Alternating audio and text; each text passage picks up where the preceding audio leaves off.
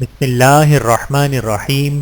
السلام علیکم ورحمۃ اللہ وبرکاتہ۔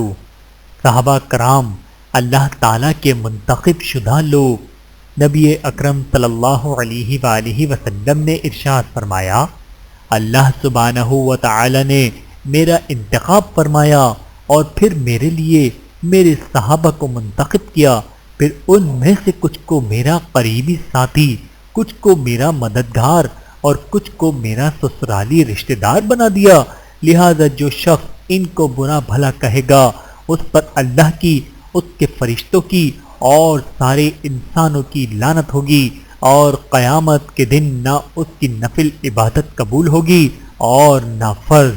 بحوالہ مستدرک حاکم، حدیث نمبر 6656۔